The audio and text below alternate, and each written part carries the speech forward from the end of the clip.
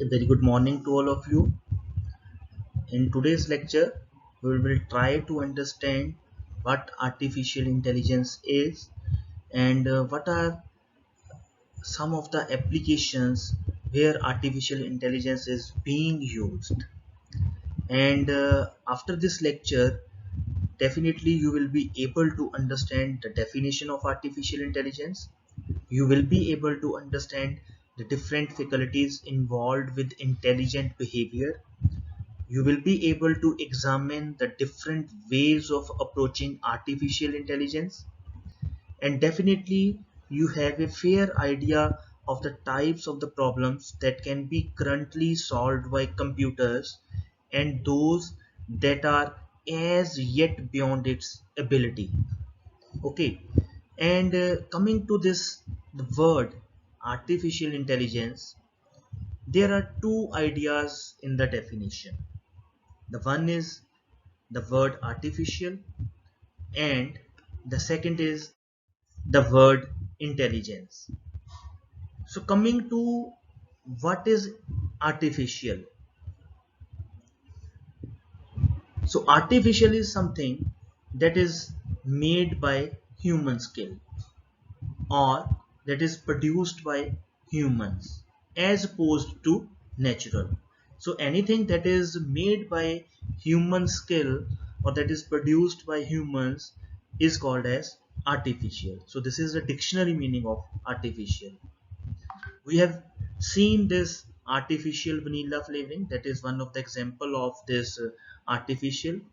And moreover, in this particular image we can see a man is giving artificial smile that lacks naturalness. And this second image, the image is of artificial grass. Again, this grass is looking like natural, but this is artificial, this is man-made. Okay, we have another example as jewelry that is manufactured in industry that resembles like a natural gem in chemical composition or appearance. But again, that artificial jewelry is made by human skill, that is produced artificially by humans, and that is opposed to the natural. So all these things suggest us that an artificial is something that is produced by the human beings or that lacks naturalness. Okay, and coming to the second idea in the definition, that what is intelligence. So psychologists define intelligence as ability to acquire, the ability to understand, ability to apply knowledge in order to solve some knowledge intensive tasks, ability to exercise thoughts and reason. So these are the basic ingredients of the intelligence. And if somebody has all these ingredients, then definitely we call that person as intelligent. The reason being, that person is using his knowledge, he is applying his knowledge in order to solve different kind of tasks. Okay, so coming to the definition of artificial intelligence, we can say artificial intelligence is basically concerned with the design of intelligence in an artificial device. And this term was basically coined by John McCarthy in 1956, where from that time different researchers have given different definitions of the artificial intelligence. And in this particular slide I have clubbed some of the definitions, where one of the definition is artificial intelligence is a branch of computer science that deals with the study and creation of computer systems that exhibits some form of intelligence. And we can also say that any system that learn new concepts and tasks, again that is an artificial intelligence system. Or we can say that systems that can reason and draw useful conclusions about the world around us, they are again intelligent systems. systems that can understand a natural language or perceive and comprehend a visual scene, they are again called as artificial intelligent systems. And the last one, systems that perform other type of tasks that require human type of intelligence. So any task where like a human being is solving that task, if an intelligent machine is solving that task, so that means that is an artificial intelligent machine. So this is all about the definition of artificial intelligence. I hope you have understand the meaning of artificial, the meaning of intelligence, and the combined meaning of this word, that is artificial intelligence. So coming to the next topic, that is we can say that the typical AI problems. In case of AI problems, while studying the typical range of tasks that we might expect an intelligent entity to perform, we need to consider both commonplace tasks as well as expert tasks. Now, coming to some of the examples of commonplace tasks, that includes recognizing people and certain objects, communication or communicating through some natural language, any language like English, Hindi or Punjabi, navigating around obstacles on the streets. So all these are some of the examples of common tasks, and these tasks are done or are performed by different kind of people and some animals also. And there are certain tasks that are called as expert tasks, that includes medical diagnosis, that other task is mathematical problem solving, playing games like chess, and many more. Now these tasks cannot be done by all the people, and in order to perform these type of tasks, these type of expert tasks, we need skilled specialists. As a human being, I can't diagnose, or I am not able to perform diagnosis of a patient. I can't solve a problem that needs specialized skills for that particular problem. I can't play chess game if I don't know the rules of playing the games.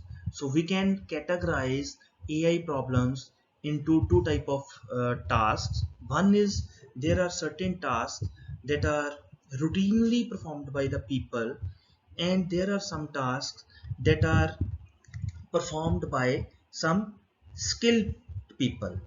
Now, which of these tasks are easy and which ones are hard?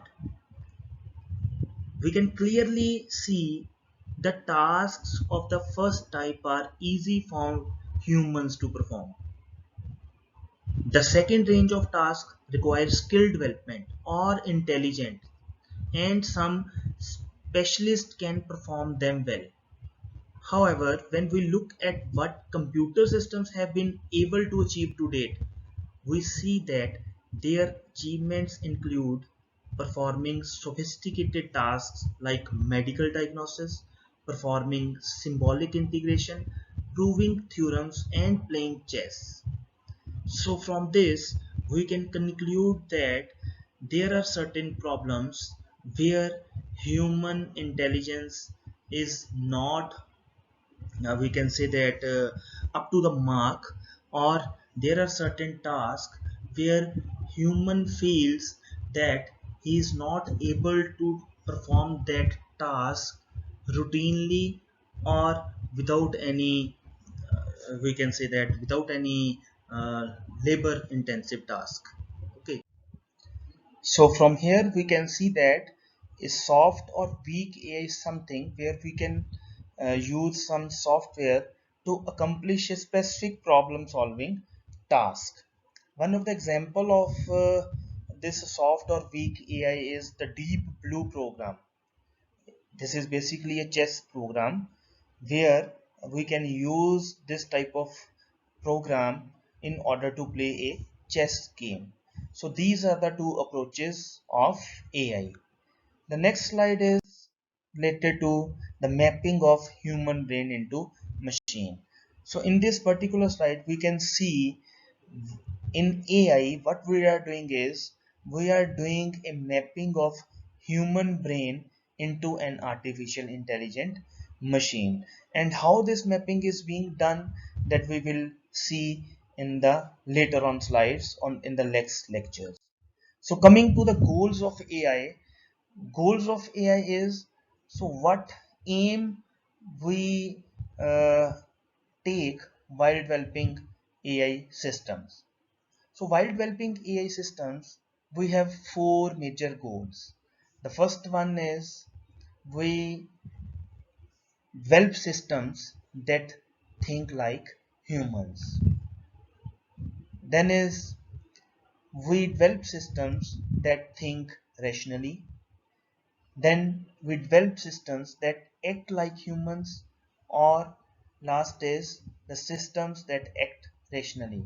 So the main goals of AI include thinking and acting, and on the another side we have human like approach and rational approach. So if we are building a system that thinks like human being, so we call that approach as cognitive science approach. And if we are building a system or an intelligent system that is acting like a human being, so we call that approach as Turing test approach. And if we are building a system that think rationally, so basically we call that approach as laws of thought approach. And the last one is if we are building a system that act rationally, so that particular approach is called as rational agent approach. So all the four goals, they are divided into four different approaches depending upon their underlying characteristics. Okay, so these are the four main goals of the AI that we consider while developing an AI like system. The next slide is related to Turing test approach. So whenever we develop any system, then the main goal is to develop that system that act like human being. And this Turing has given us one test in order to check whether a machine is acting like a human being. So just see what this test is. So there are two rooms, one is A and other is B. One of the rooms contains a computer and the other contains a human. The interrogator is outside and does not know which one is computer. So interrogator is on the left side, and on the right side we have two rooms, A and B. In room A we have a computer, and in room B we have a machine. Now this particular interrogator is asking some questions through a teletype and receives answers from both A and B. Now, the interrogator needs to identify whether A or B are humans. And in order to pass this Turing test, the machine has to fool the interrogator into believing that it is human. So if the interrogator is not able to distinguish between A and B, that means that machine has passed the Turing test, and that is an intelligent machine. So that machine is acting like a human being because the interrogator is not able to distinguish between A and B. Where in room A man is or a woman is sitting, whereas in B a machine is there, and machine is replying in such a way like a human being is replying. So that means that machine has passed the Turing test, and that machine is acting like a human being. So this is all about Turing test. Coming to next slide, when the concept of artificial intelligence was coined by John McCarthy in 1956, most of the people at that time thought कि we will not we will not get much success in this field. But in 1997, when a deep blue program developed by some researchers defeated the world chess champion Gary Kasparov, the people believing started believing in this artificial intelligence. At that time, the people think, yes, we can do varied kind of work, or we can really develop intelligent machines. So this is one of the milestone in the field of artificial intelligence, when the program Deep Blue was developed by researchers that defeated the world chess champion Gary Kasparov. And just try to understand here the fact how that program has defeated, how intelligent was that program, that it has defeated the world champion. Okay, so these are some of the real life artificial intelligence applications. We will discuss these applications in the next slides. So next the question is, what can AI do for you? AI आपके लिए क्या क्या कर सकती है? So this is the first application, content based image debug. Might be you people have already used this particular search engine, where a user can put a query as an image as a query.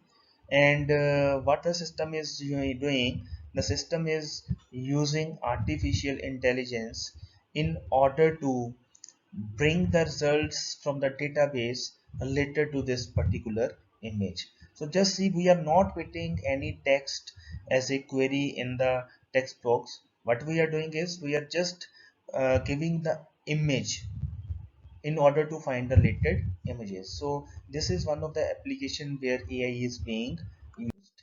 The next is application is physical assistance. So this physical assistant, what this particular physical assistant is doing, this physical assistant is doing the household work. So this again physical assistant is making use of artificial intelligence in order to perform these type of tasks. The next slide is related to one of the application, medical application of the artificial intelligence, that is computer aided diagnostic system, where a computer system is diagnosing on the basis of image. And these type of image systems, they basically assist the doctors in the interpretation of medical images. So in this particular area, we are using image processing, and along with that we use some intelligent algorithms in order to diagnose for a disease in that particular image. Okay, so the another area is robotic arm system for paralyzed. A paralyzed person is not able to move his arm or leg. Now what the researchers are doing, the researchers are employing artificial intelligent algorithms for brain signal analysis. And what they are doing is, they have dashed this robotic arm to the real arm, and this machine is acquiring the signals from the brain, and then some artificial intelligent algorithm is deployed for the functioning of this robotic arm. So just see how artificial intelligence can be used for developing a robotic arm system for paralyzed. Now you can give a new life to these type of patients by making use of these artificial intelligent algorithms. The next slide is related to this automatic inventory management system, where AI is being used. You can see here this input image, where some you can say that some fruits are there, These are not actually the fruits, these are green chilies. So these fruits are processed by image processing techniques. Okay, some intelligent techniques are deployed in order to identify these fruits, and then some object recognition techniques are employed in order to extract this particular fruit, and then again some intelligent algorithms are deployed in order to count the number of fruits on a particular branch. Now the people are using these type of inventory management, automatic inventory management systems in the gardens where a large number of trees are there, and system is automatically calculating or counting the number of fruits on a particular tree. So this is the another example where artificial intelligence is being used. In the next application that is related to plant crop diagnosis system, so the fundamental idea in this particular application is we are using our mobile phones, and then we click the image of the plant, and then again some image processing analysis was performed on that particular image, and automatically the system gives you some diagnosis what type of disease that a particular plant has, and some countermeasures in order to correct that particular disease. So the people who are in agriculture field, they are using these type of systems in order to identify the type of the disease. Okay, so the next we can see this is very common application, that is face detection. So everyone is using mobile phones, and in each and every mobile phone I think this particular application of AI, that is face detection, is there, where a scare type box automatically comes whenever we are clicking any image. So just see, your intelligent algorithms are so much intelligent, they automatically recognize your face. So this is the another application where artificial intelligence is being used. The another application includes the number plate recognition system.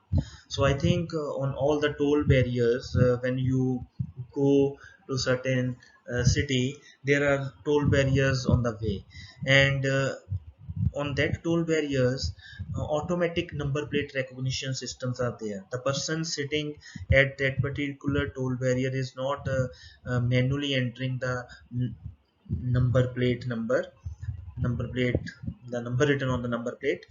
But that person is doing is, camera is there, and in that camera the registration number of the car written on the number plate is automatically recognized and automatically written in the text box of that particular app.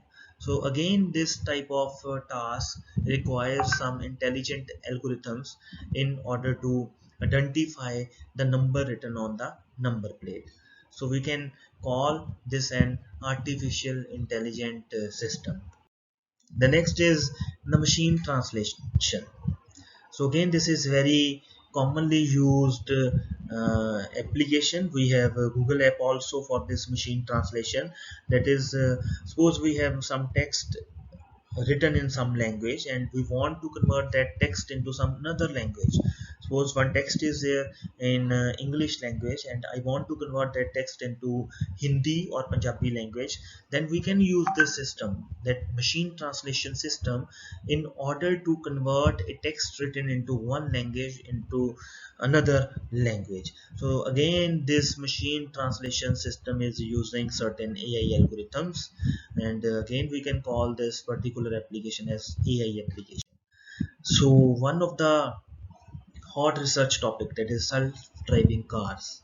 Now Google has developed, this is Google car, where some again intelligent algorithms are deployed, and some object recognition devices, some sensors are deployed on this Google car, and this is driverless car. Driverless cars mean the intelligent system is automatically driving this particular car, and these are in research phase. These type of projects are actually in research phase. Okay, so again this particular application is using intelligent algorithms, and virtual assistants is another application, and we all are using in our daily routine activities these virtual assistants. Your mobile devices has these virtual assistants, your smart cars, your homes, your LED TV has got these virtual assistants in themselves, so that you can speak and interact with these particular applications on the go.